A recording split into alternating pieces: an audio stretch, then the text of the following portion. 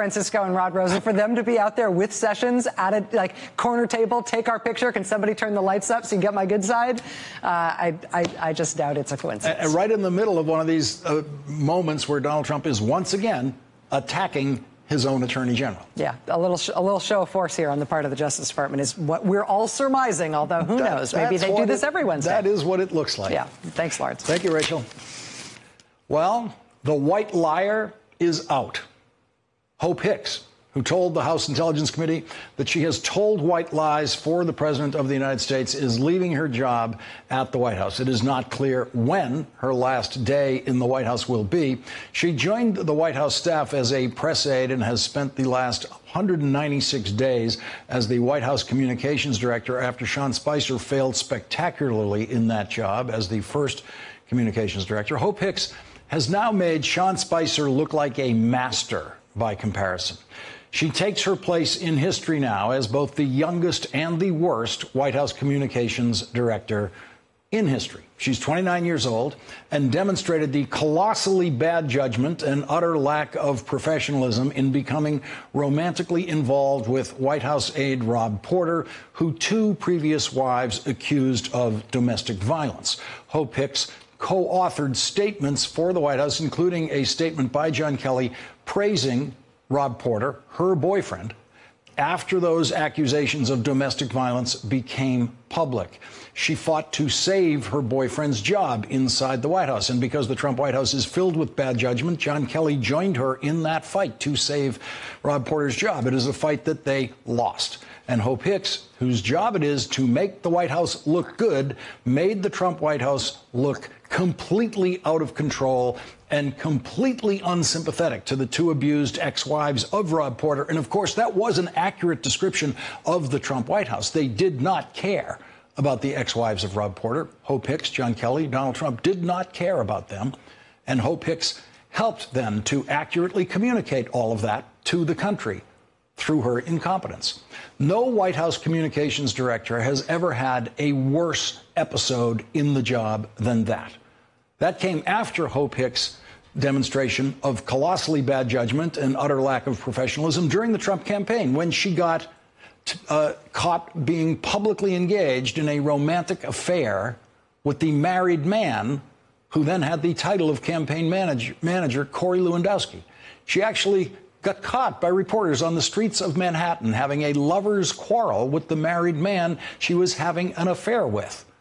Donald Trump had the good sense to fire Corey Lewandowski during the campaign, but he never had the good sense to fire Hope Hicks. Part of why Hope Hicks survived as long as she did as the most incompetent White House communications director in history is that, to a great extent, the press corps interacting with the Trump White House fell for her, and fell for her in a way that they have not fallen for members. Background check bill, a strong universal background check bill. And he said he didn't want a weak bill. It's clear he wanted to close the gun show loophole, that he wanted to do something about background checks. And of course, many of my colleagues that have been through the immigration debate in the last few weeks have seen him say one thing and the next day say another. So we have to hold him to this, because the American people are very focused on this now. Young people going to march in the streets. And if we do nothing after he has said this, I don't think that's going to work very well for him. And so we had that discussion. He agreed to include my bill on domestic violence, which is a very simple bill that's now passed in 12 states that makes sure that if people are dating each other and there's been an act of domestic violence and a conviction, that you can't get a gun there.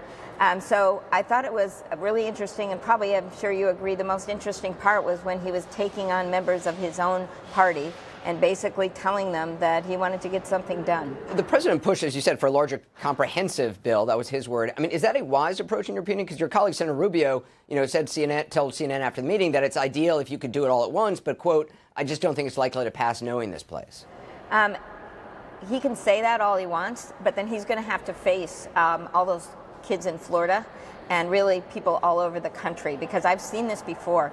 For a long time, the moms have been taking the torch and have valiantly tried to change this. After Sandy Hook, you saw the parents and the mothers. It's different when kids take it over, this is my impression. So if our Republican colleagues are going to be saying, well, we just want to do something really small just to respond. I don't think that's going to work.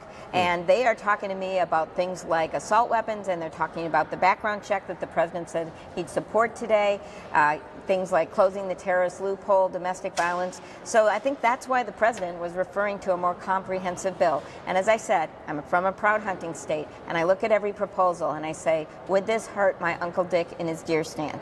And I don't think any of these rational proposals that we've been discussing would do that. You mentioned the immigration meeting that the president held back in January, and it was sort of a similar format. There was a feeling that things might really change after that, because I mean, at some point he seemed to side with Democrats, and then Republicans would speak, and he'd sort of go back to their position and then go back to the Democratic position.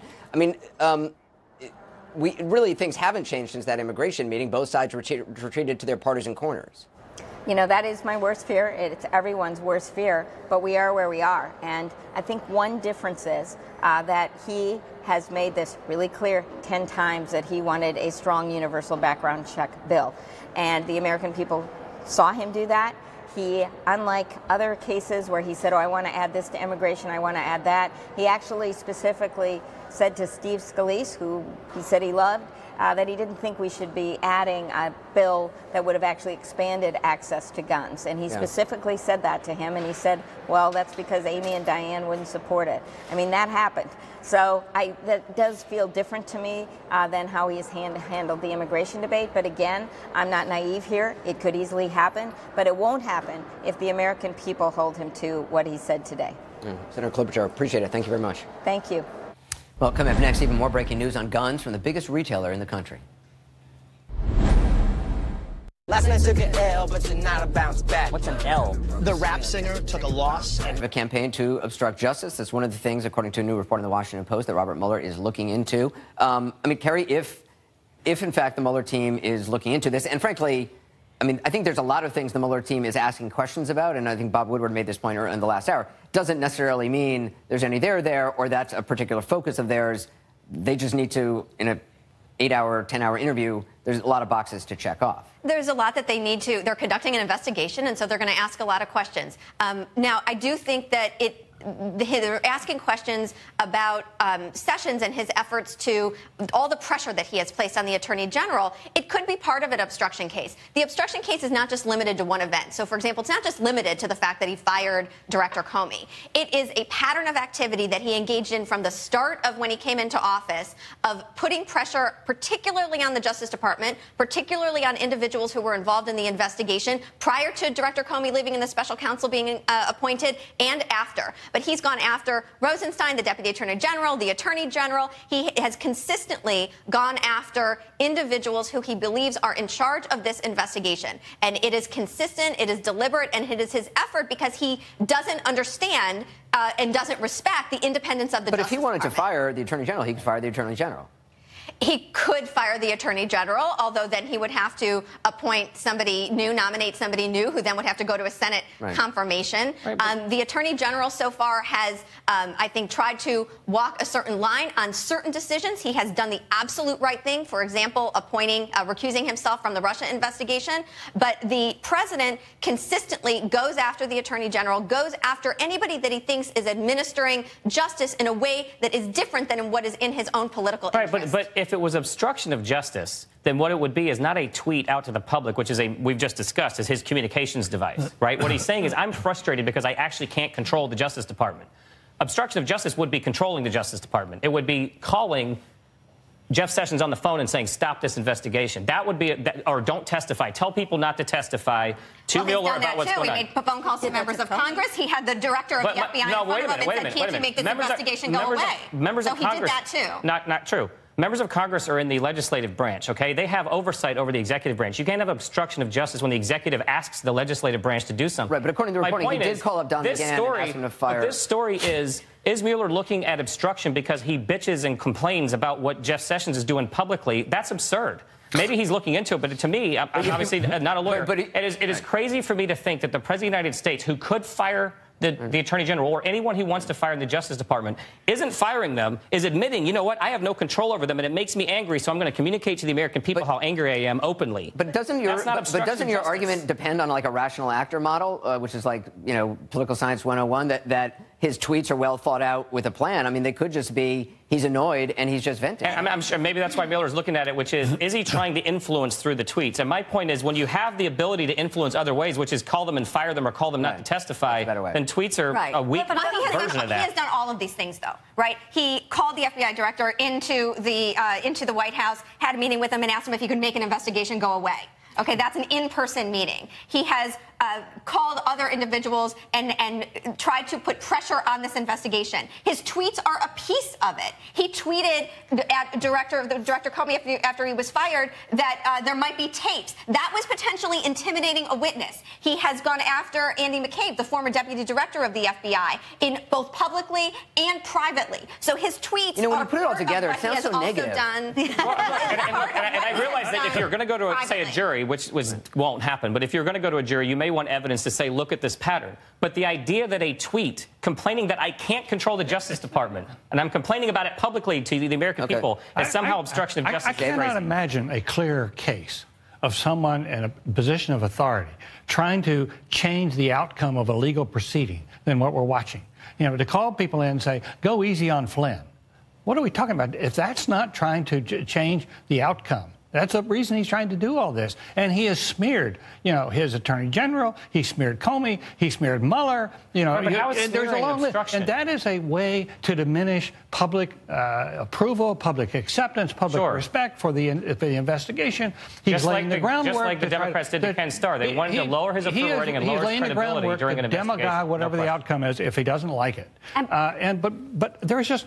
this is just, most of the time when you see obstruction, you have to dig for it. Here, it's just right out in front of us. You can't ignore it. It's just like, there's obvious. Well, and the fact that it's public doesn't mean that it's not happening. Yeah. Most people, if they're trying to obstruct justice, might try and do it privately, which is, I think, but the stories about Mueller publicly investigating or asking questions about public shaming. And what I'm saying is that particular part of it, publicly shaming somebody and trying to denigrate an investigation publicly is not obstruction of justice. You're taking issue with simply the headlines when the reality is we have a lot more content that goes behind it. Also, he wouldn't be asking the people about public tweets, which he can read. He would be asking the people who were there at the time, what else was the president doing around that time, I assume. Well, there's another piece of this, which is that part of what he's doing through the tweets is trying to put pressure on the Attorney General to resign. And what is the effect of that? The effect of Jeff Sessions resigning is that Rod Rosenstein no longer has to be the individual in charge of the Russia investigation overseeing the special counsel. And that goes to the president's efforts to try to derail this He's going to put pressure on him to resign through Twitter instead of calling him and firing. Well, this is why Mueller wants to talk to the president. Because if he's going to think about obstruction, he needs to know the president's intent. I got to get a break in. Just ahead, inside the televised session with President Trump and lawmakers at both parties, where the president seemed to take not just one, but several Democratic positions on gun control, telling some of the Republicans in the room that they're afraid of the NRA. A remarkable moment. We'll talk to a Democratic senator who was there. We have to do something about it. I've seen them all. Big, small, wide, slim. Which is why at Men's Warehouse... Russia. There's also new Washington Post reporting tonight on Mueller's interest in the president's public shaming of his attorney general last summer, which also continued today, frankly. I want to start the hour with CNN's Jeff Zeleny at the White House. So, Jeff, what's the latest? What have you learned? Anderson, of all the times we have stood here and talked about people leaving the White House, none is as consequential, perhaps, to the president as this. Hope Hicks, the communications director, said today she is resigning. A big question of why came out. I mean, it took everyone by surprise. Her aides, her followers. She has many admirers here inside the West Wing. She, I'm told, was meeting with some staff members. She was crying. They were crying. But she said it's a time that she believes she has to leave to pursue other opportunities. Now, of course, the timing is naturally suspect. One day after she appeared before the House Intelligence Committee for that closed-door hearing for some, for 8 hours or so, and a couple months, of course, after she appeared before Bob Mueller's committee answering questions. Hope Hicks is not a political expert or savant, but she is a reader of Donald Trump. She's an expert in Trump lingo, and she was one person who had Oval Office access really more than anyone else besides, potentially family members. So there is a sense here of what does this all mean? I mean, this is a sense of it has shaken people here, Anderson. And the question is, what will the president do from here? He's relied on her for so many things. Will this change how he adapts and reacts to things? But again, a couple people are pointing to she was here at very key moments. On Air Force One, of course, last summer when that statement was written about that Trump Tower meeting. She was on that flight from Germany back to Washington. She was with the president through many of these key periods. Of course, many of these now are of interest to investigators, but today she said she was leaving. What's the White House reaction been to her departure? I mean, the president, of course, praised her. He said that, he wished her well. So it's been very positive, but there's still a question of why now. I mean, there is a sense that this pressure cooker environment here is really taking its toll on a lot of people. She, of course, was with him longer than virtually anyone else, from those campaign rallies early on, long before anyone thought he could be president. And she was able to change his views on some things and soften his temper on some things. She would sometimes send out his tweets. So this is someone who we cannot express enough how close she was to him. But the reality is, at some point when she leaves in the coming weeks, he will go on without her. So will that change his demeanor? And what does it mean overall? She is still, of course, has been the subject of questions from Capitol Hill as well as the special counsel. There's a big question mark tonight about why she's leaving today, Anderson. All right, Jeff Zeleny. Jeff, thanks. Perspective now from a Democratic member of the Senate Intelligence Committee, Senator Ron Wyden of Oregon. Thanks so much for being with us. Thank you. First of all, Hope Hicks' departure, obviously a surprise, I think, to many people. What do you make of it and the impact it may have on the president? Because very few people are closer to him than her. Anderson, this looks to me like more evidence of a White House in disarray. If we were going to name all the people who have either left or been fired just in the last couple months, we'd spend your whole show just going through it. And not to mention just communications directors. And we continue to be faced with the key kinds of questions. One that you and I have talked about is I still think a lot needs to be done to follow the money. And today there were new stories in the press describing potential financial entanglements by Jared Kushner. Right. I mean, do you think, the New York Times has reported Jared Kushner received hundreds of millions in loans for his private businesses from two companies after hosting them at the White House for official businesses. Do you have confidence? Can Jared Kushner remain in his position? Should he remain in his position? Obviously, John Kelly has had to act with respect to his security clearances, and there's been a question about John Kelly's role with respect to security clearances in the first place. I had to ask Chris Wray, the FBI director, to finally get a straight story about when the White House was informed about Rob Porter and some of his potential security clearance problems. You have security clearance problems at the White House, and you're potentially compromising sources and methods in what can be very serious intelligence matters. It's also interesting because this is a president who ran on, A, hiring the best people, and B, going after Hillary Clinton for not handling classified information properly, said she would be the only president who wouldn't be able to get a security clearance. The irony is a lot of people closest to this president can't get security clearances. And he seems to get so caught up in potential efforts to try to discredit Bob Mueller, which aren't going anywhere because Bob Mueller has been so professional. With respect to all these memos and the Nunes memo and the Schiff memo, the fact of the matter is there's plenty of evidence on the Trump aides independent of the dossiers. But the fact was the president was so interested in trying to somehow discredit Bob Mueller, which was never going anywhere. He just gets caught up in these stories. You've called on the Senate Intelligence Committee to hold public hearings on the president's finances. I mean, unless Republicans agree to that, that's not going to happen. Do you see any willingness on their part? Because the president himself has said to the New York Times a long time ago that that would be some sort of a red line. What this is about, this is essentially a policy difference between the chairman and I and others. The chairman doesn't really think these follow the money issues are the heart of the committee's business. I think, for example, follow the money is counterintelligence 101. The way you compromise people is through money. So I'm going to keep making the case. We're looking at matters relating to that Palm Beach purchase. So even if this is business dealings from 10 years before he decided to run for office, you think that's fair game? Well, the question, for example, in several of these matters, the Palm Beach property, we're looking at Mr. Torsion and potential involvement with the NRA. The question is when you have these kinds of financial entanglements by the president or some of his associates, are they potential blackmail targets? Are they potential targets who can be compromised from the standpoint of counterintelligence? Which is the same question about Jared Kushner and others who may have financial dealings. The continuance by this president of attacking his own attorney general publicly. I mean, we're just shaming him. We just saw it today. We now, according to the Washington Post, it's one of the questions that Mueller and his team are asking people about. Last summer, the public shaming. Does it make sense to you for a president to be publicly shaming his attorney general? I think it is just bizarre. I don't know any other way to characterize it. The reality is is the president, again, not really understanding the function of the job. I mean, no president is above the law. The position that Jeff Sessions holds means he's got to follow the law. It's not as if he's just working for the president. He's working for the American people. And that's what he said in his statement today, kind of pushing back on the president. Senator Wyden, appreciate your time. Thanks for having me. Very much. Joining us now, a former White House Communications Director, David Gergen, also David Chalian, and Gloria Borger. Let's talk about Hope Hicks. I mean, David Gergen, you've worked in a lot of White Houses.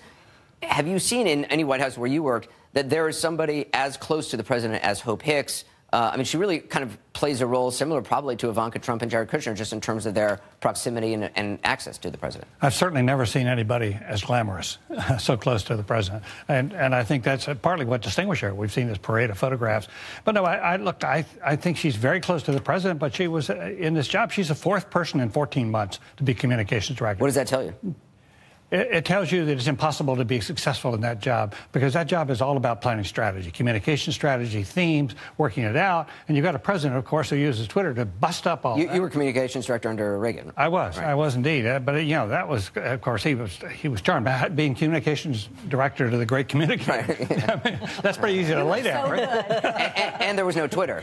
There was no Twitter, but he was a disciplined, you know, he understood communications. He understood the importance of themes and trying to build support and eventually getting the big things done. And this president is more interested in conflict. And I think it's impossible to be an effective communication director. I'm sure she's been unhappy in the job, in that aspect of the job. She loves the glamour. I think everybody would for a while, but it wears off.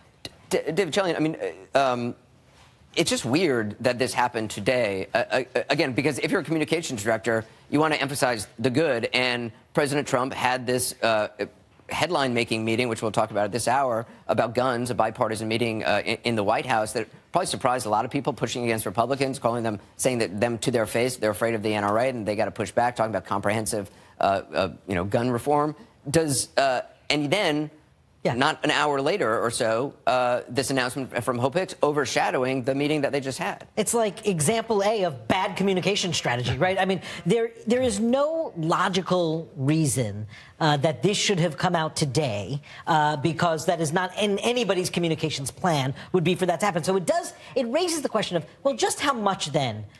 Even if this was in the works, how much did yesterday's testimony before the House Intelligence Committee and the headlines about white lies, and we know from our reporting that the president was none too pleased about that, how much did that play into any acceleration of this announcement today, even if it was in the works? Well, and don't forget, Hope Hicks has just been through the whole Rob Porter issue, and there were stories at the time that she was thinking of leaving then and tendering her resignation then, after she managed the response to it, which a lot of people, including myself, thought was a bit of a conflict.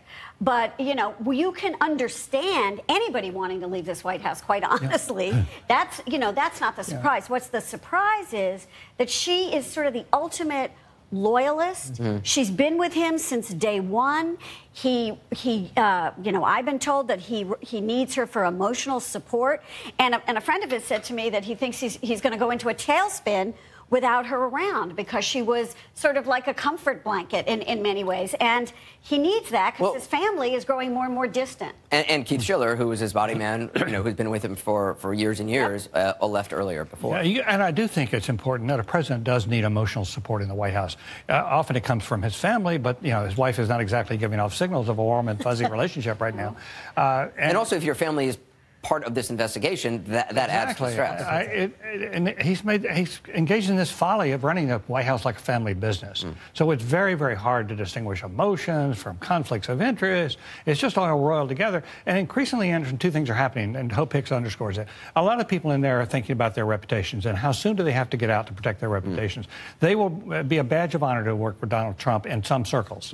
But for a lot of other places, it's going to, you know, this is a really hard thing to have on your resume, and you have to explain. But the other thing is, how do you then find the people you need to fill those jobs who are really good?